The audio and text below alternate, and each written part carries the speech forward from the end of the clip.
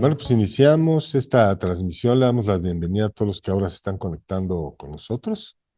¿Y qué les parece si iniciamos con una oración? Gracias, Padre, por este tiempo, por tu misericordia, Señor, porque de verdad nuevas son tus misericordias cada mañana.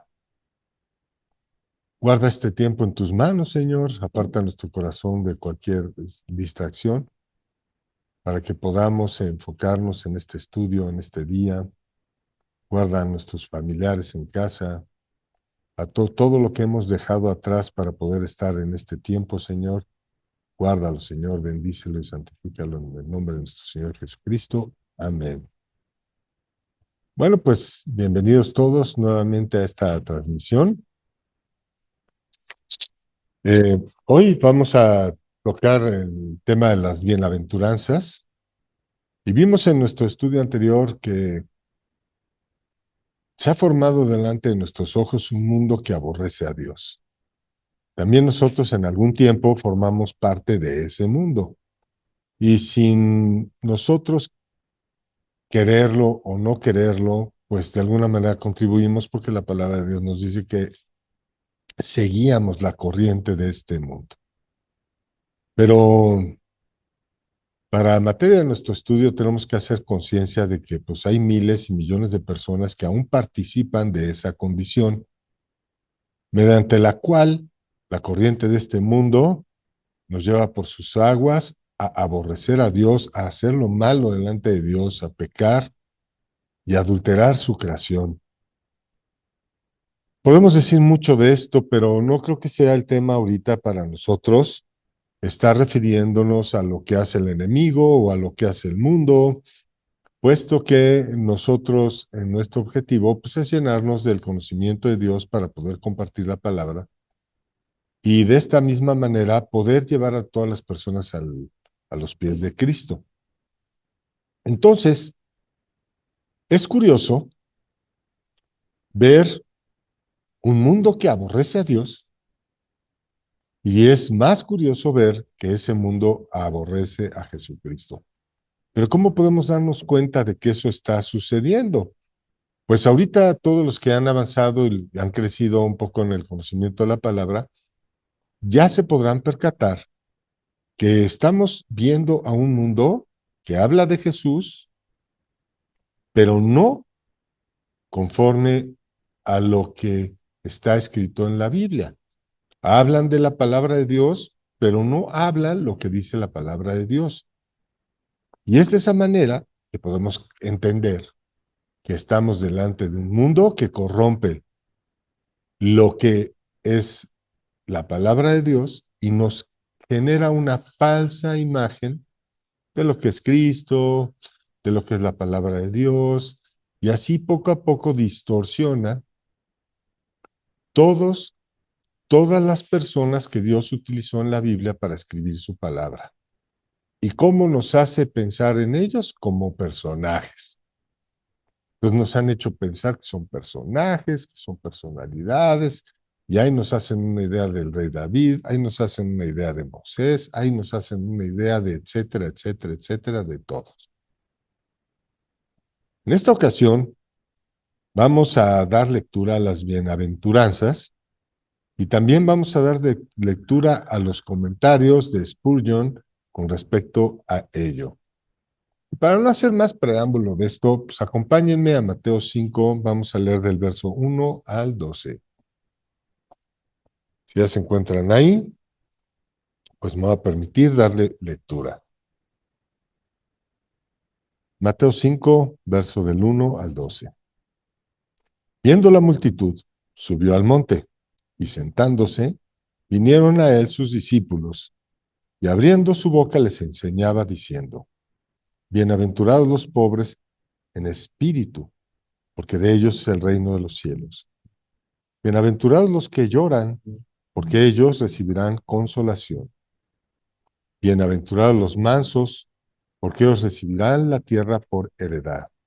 Bienaventurados los que tienen hambre y sed de justicia, porque ellos serán saciados. Bienaventurados los misericordiosos, porque ellos alcanzarán misericordia. Bienaventurados los limpios, de corazón, porque ellos verán a Dios. Bienaventurados los pacificadores, porque ellos serán llamados hijos de Dios. Bienaventurados los que padecen persecución por causa de la justicia, porque ellos es el reino de los cielos. Bienaventurados sois cuando por mi causa os vituperen y os persigan y digan toda clase de mal contra vosotros mintiendo. Verso 12. Gozaos y alegraos, porque vuestro galardón es grande en los cielos, porque así persiguieron a los profetas que fueron antes de vosotros.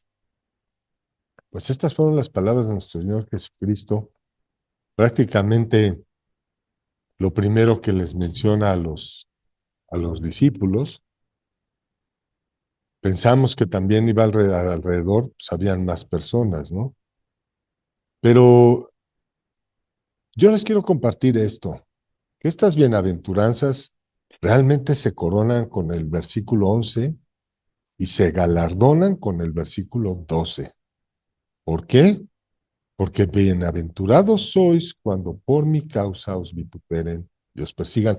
Qué impresionante que les esté hablando a los discípulos y de alguna manera les esté diciendo, cuando esto se cumpla en ustedes, cuando por mi causa los vituperen y los persigan, sepan que su galardón está cerca y su galardón es grande en los cielos. Prácticamente podemos aseverar que esto les está profetizando a ellos lo que había de venir. Entonces, esto que nos narran como bienaventuranzas, que se oye de alguna u otra manera, parece que fuera un pues un discurso bonito, nos damos cuenta que es Jesús diciéndoles a ellos lo que iba a venir a sus vidas cuando ya se concretara la obra de salvación. Entonces, estos dos versículos nos deben de dejar pensando muchísimo, muchísimo, muchísimo en que también esto se aplica a nosotros. ¿En qué aspecto? Bienaventurado todo el que recibe a Cristo en su corazón, todo el que lo proclama como Señor y Salvador, y por esa causa los vituperen, y por esa causa los persigan, y por esa causa digan todo mal contra de vosotros, mintiendo. Gócense, porque con esos síntomas sabrán y deberán alegrarse, porque vuestro galardón es grande en los cielos. ¿Qué mayor confirmación de que esta bendición y de que estas promesas serán cumplidas en nuestras vidas? Esto debe de darnos paz para correr hasta el final de nuestras vidas, sabiendo que al final de ellas nos espera un galardón grande. Ahora bien, veamos estas bienaventuranzas con los comentarios de Spurgeon. Y es Spurgeon que escribió estas palabras sobre Mateo 5:5 y dice así: bienaventurados los mansos, porque ellos recibirán la tierra por heredad. El típico hombre efervescente e irascible no soporta insultos. El bravucón, el arrogante, que siempre está listo para ofenderse por cualquier falta de respeto, real o imaginaria, aquí no hay bendición para alguno o para alguien así. Pero bienaventurados los mansos, aquellos que están dispuestos a que nadie los tenga en cuenta. Vean las palabras de Spurgeon señalándonos que eres bienaventurado cuando no te enojas o te molestas, Entonces, si tú en tu corazón, esos serían mis comentarios para ustedes, si tú en tu corazón ves que no ambicionas y que estás dispuesto a que nadie te tome en cuenta, pero aún así seguir adelante, eres bienaventurado. Segundo comentario de Spurgeon respecto a las bienaventuranzas, lo podemos encontrar en Mateo 5:8. Y dice así el versículo: Bienaventurados los de limpio corazón, porque ellos verán a Dios. Spurgeon comenta lo siguiente: cuando el corazón está lavado, se quita el polvo de los ojos de la mente. El corazón que ama a Dios está conectado con una comprensión que percibe a Dios. Hasta que el corazón no es renovado por la gracia soberana, es imposible ver a Dios. No es la grandeza de intelecto, sino la pureza de afecto lo que nos permite ver a Dios. Estas fueron las palabras de Spurgeon, mostrándonos cómo al recibir a Cristo somos lavados, tenemos un corazón renovado, el cual está ya capacitado para que en nuestra mente podamos ver y conocer a Dios a través de su palabra, guiados por este hermoso libro maravilloso que renueva nuestro pensamiento, nuestro conocimiento y nos da esperanza de que al final tenemos un galardón grande. Hoy queremos invitarte a que recibas esta gracia soberana que es en Cristo Jesús, porque es la única obra que podemos hacer nosotros, arrepentirnos y reconocer en nuestro corazón que necesitamos de un Señor y que necesitamos de un Salvador. Y si hoy que tú nos escuchas, crees necesitar de un Señor y de un Salvador, porque no has hallado de otra manera esperanza, cierra tus ojos ahí mismo donde nos estés escuchando, donde te encuentres, y repite estas palabras junto con nosotros. Señor, hoy me arrepiento de haber estado en mis pensamientos ofendiéndote por mi desconocimiento.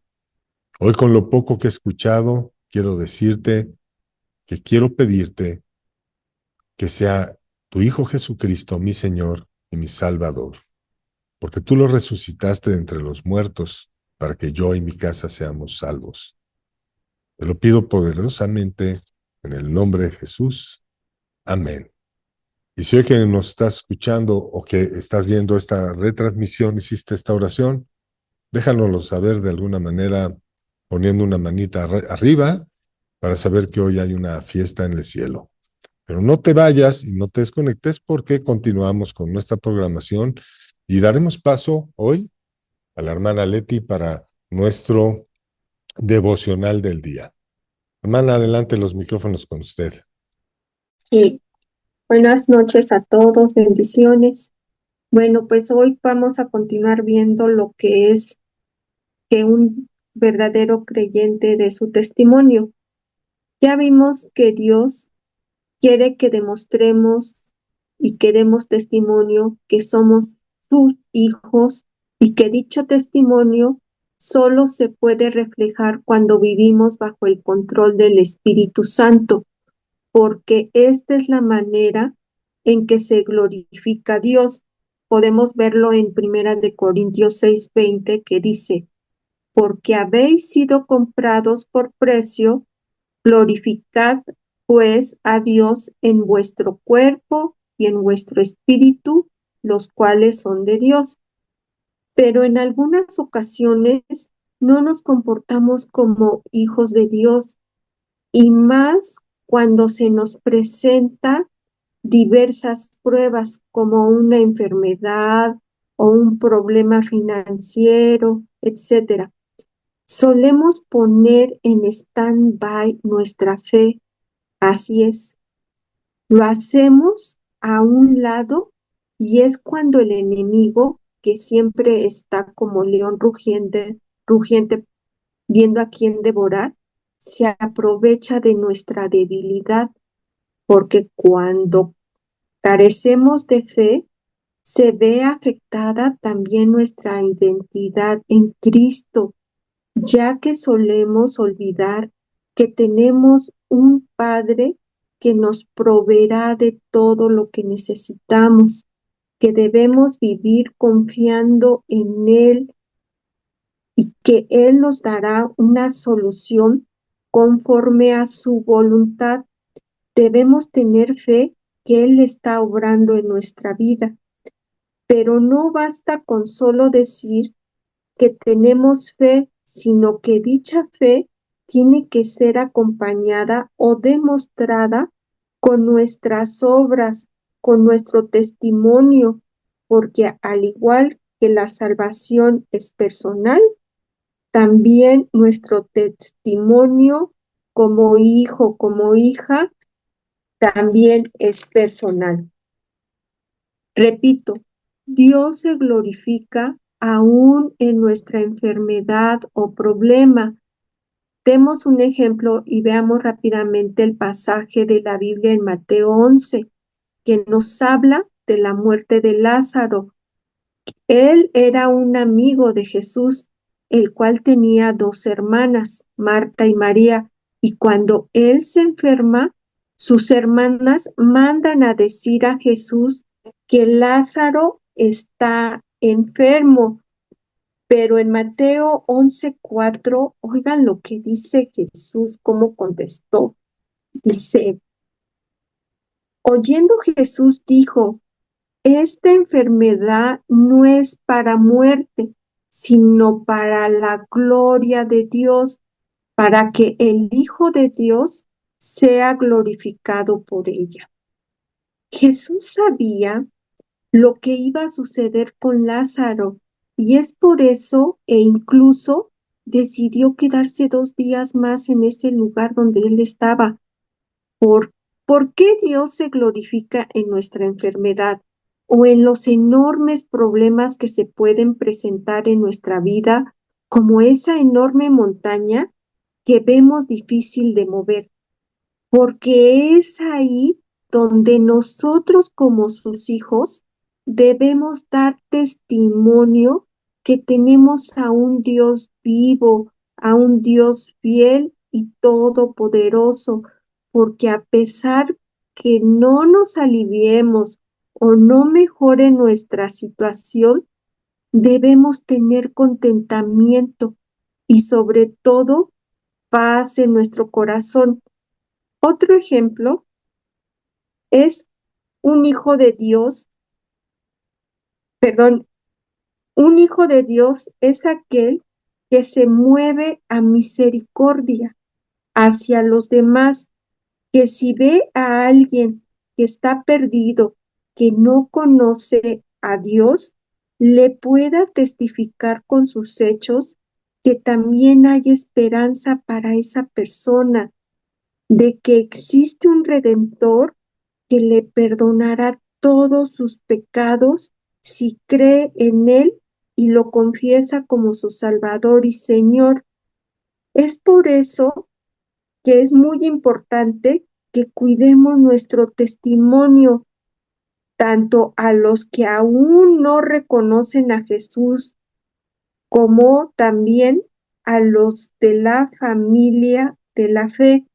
No debemos maltratar a nadie, ni en hecho ni en palabra, sino todo lo contrario, tratarlos como Jesús nos trata y nos ama a nosotros, para ser fiel testimonio que somos sus verdaderos hijos del Rey de Reyes, que somos una princesa, un príncipe, y que las demás personas puedan ver reflejados en nuestros rostros el rostro de Jesús y quieran conocer a Jesús realmente, que quieran conocer a ese Dios de la Biblia. Bueno, sería todo por este día.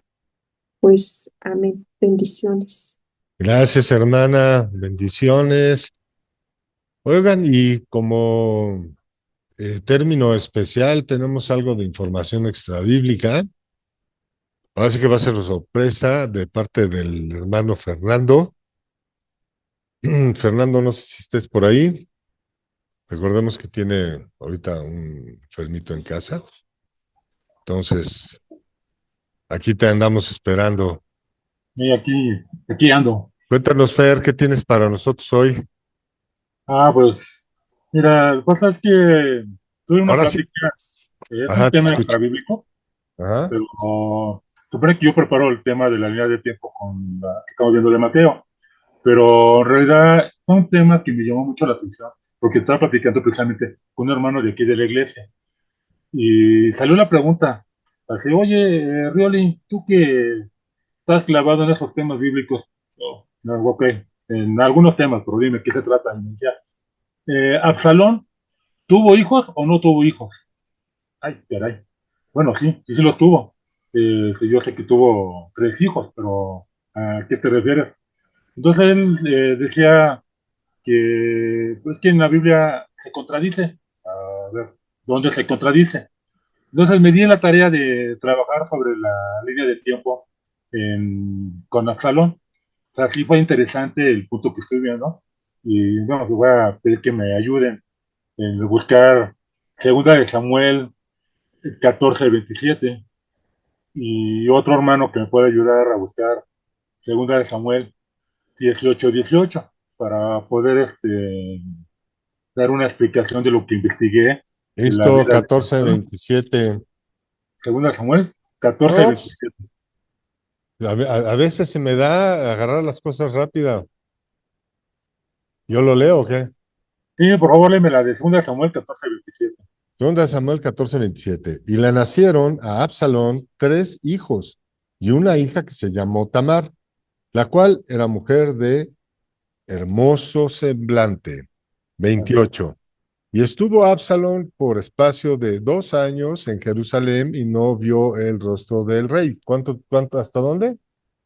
No, nomás era el puro versículo 14:27 y Ah, después leer el otro que es capítulo 18, versículo 18.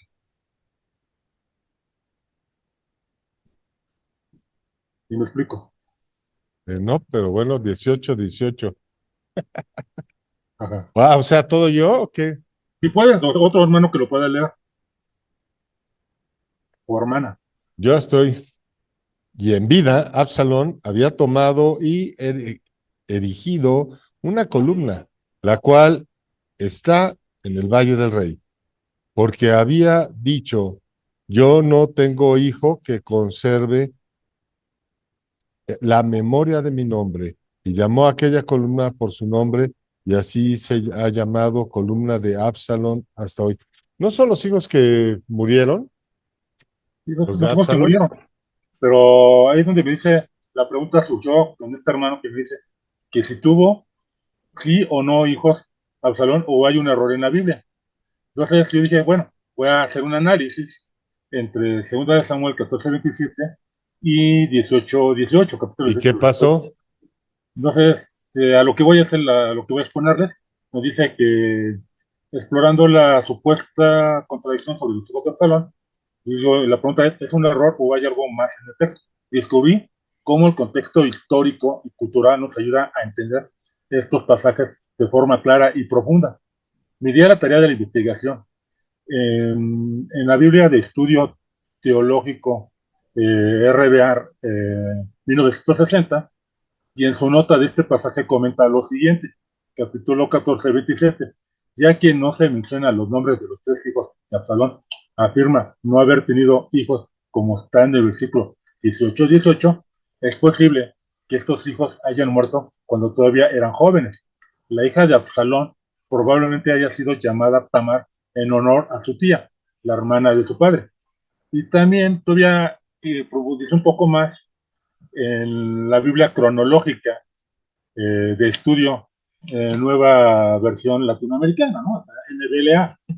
Y la Biblia cronológica nos afirma que sí tuvo hijo y podemos decir que Dios nunca se equivoca.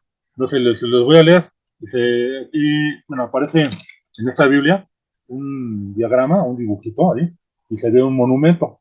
Entonces los voy a leer y dice aquí, Absalón quería ser rey en lugar de su padre, pero terminó su vida debajo de una encina desconocida. Segunda de Samuel 18, 14 y 15. Ni siquiera tenía un hijo para perpetuar su nombre. Al final se quedó sin reino ni heredero. Durante su vida, Absalón reflexionó sobre la falta de un hijo que lo recordara. Al parecer, los 3 hijos que le nacieron a Absalón murieron prematuramente, según Samuel 14:27, sin un heredero masculino. Absalón decidió erigir un monumento en uno de los valles más transitados. Así, cuando las personas caminaban por el Valle del Rey, también llamado el Valle de Cedrón, verían su monumento y se acordarían de Absalón, como en 2 Samuel 18:18. En la actualidad, los visitantes de la Jerusalén moderna pueden ver la tumba de Absalón en el Valle de Cedrón, aunque ese es el nombre popular del sepulcro, no tiene ninguna conexión real con Absalón. El monumento conocido como la tumba de Absalón en realidad se erigió durante el periodo romano, 37 a.C. y 300 después de Cristo, casi 1000 años después de la época de Absalón. De este modo, aún el monumento de Absalón mismo, construyó como homenaje a su vida, se ha olvidado. Entonces, a lo que seguimos, Absalón decía, yo digo donde Dios no se equivoca, ¿no? No sé, el hermano me comentó entonces por qué Absalón dijo que no tenía hijos. Entonces la hipótesis estaba todavía, no se aclaraba, en que probable que sus hijos hayan muerto antes.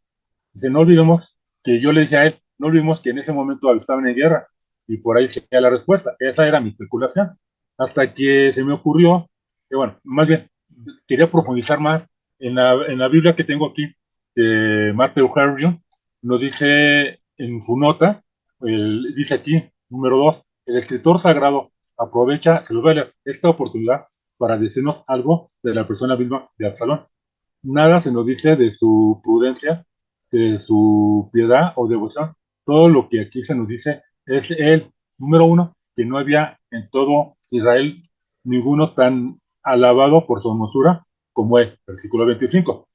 Pobre recomendación de un hombre que no tenía en sí ninguna otra cosa de valor.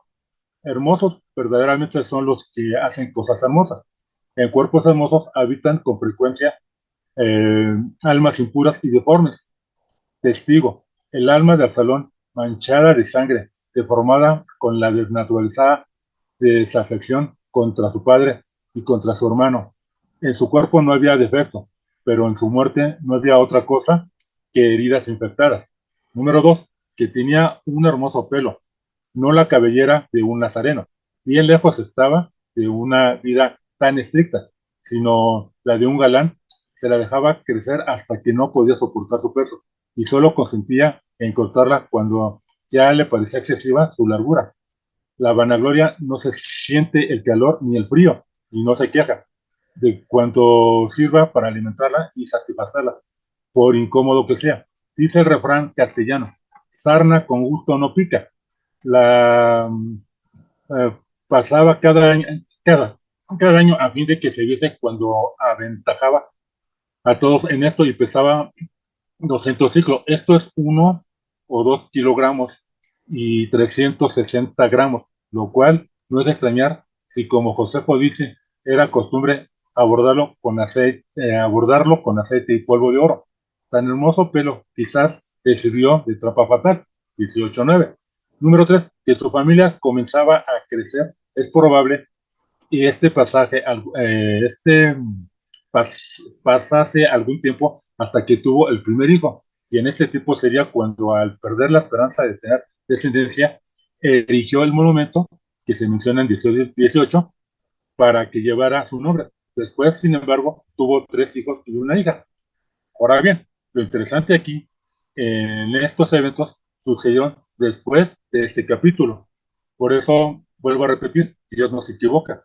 Exactamente, sí los tuvo, pero murieron, o sea, no murieron, sino que cuando él le hizo el monumento, fue antes de que le nacieran estos 3 hijos. Y eso es lo que ya le pude demostrar al hermano, que, que no se equivoca la Biblia. Tiene un orden cronológico. Por eso me gusta mucho hablar de línea de tiempo. Y hay un orden. O Fíjate sea, hay que, todo lo que conllevó a poder hacer la investigación. Por eso se los quería compartir a ustedes. fíjate, Fer, si me permites tantito. Mira qué interesante exposición lo que expones, te voy a explicar por qué. Algo que podemos rescatar para todo nuestro tema de estudio es que cuando veamos algo en la Biblia, mejor preguntemos por qué pasó, en vez de asegurar que hay una contradicción. O sea, para que me entiendas, el hermano no te llegó a preguntar, oye, hermano Fernando, ¿por qué está pasando esto, no? Así. Y tú lo pudiste ahorita corregir diciéndole, no, es que hay tiempos y tiempos, ¿no? Entonces, de acuerdo al tiempo, una cosa sucedió antes, otra después.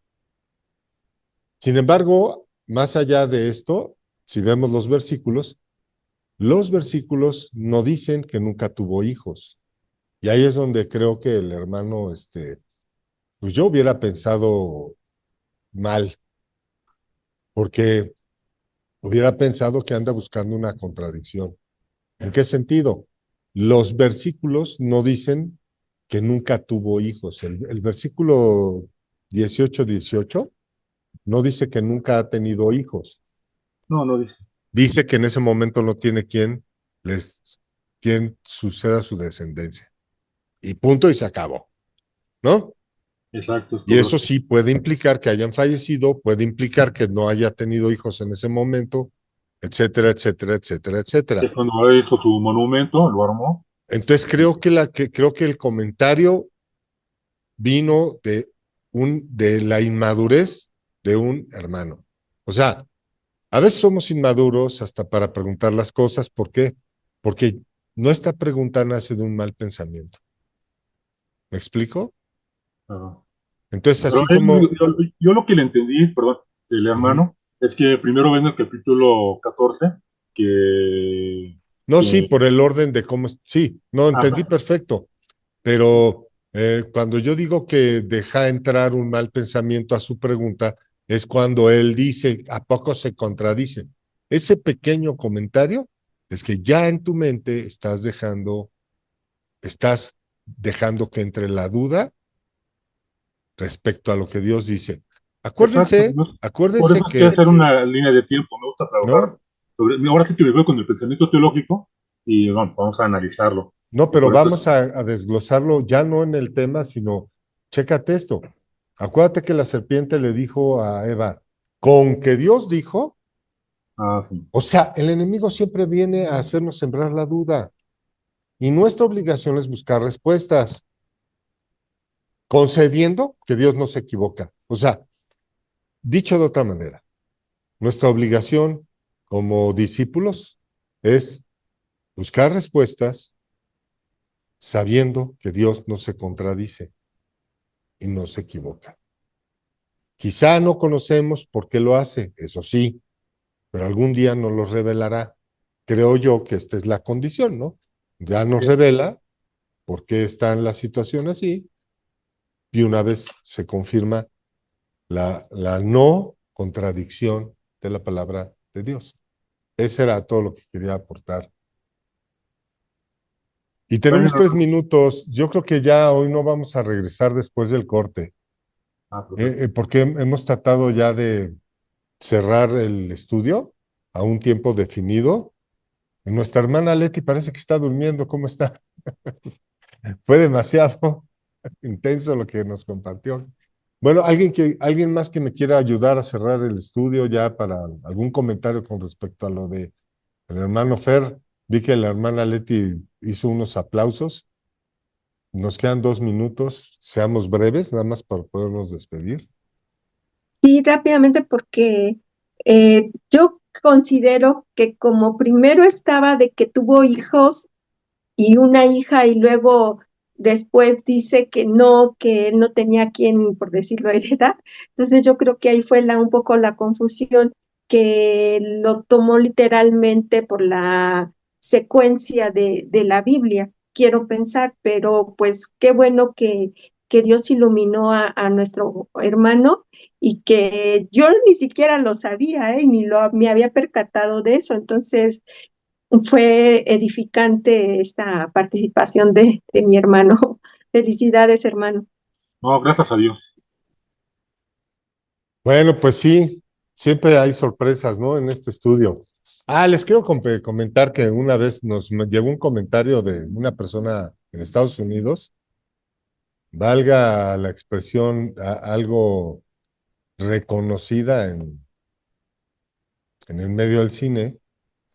Y ¿saben qué me interesó mucho? Que dijo lo siguiente: es la primera vez que veo un estudio donde no se busca destacar a algún orador o alguna persona, sino que se busca impulsar la participación de los que acuden al estudio.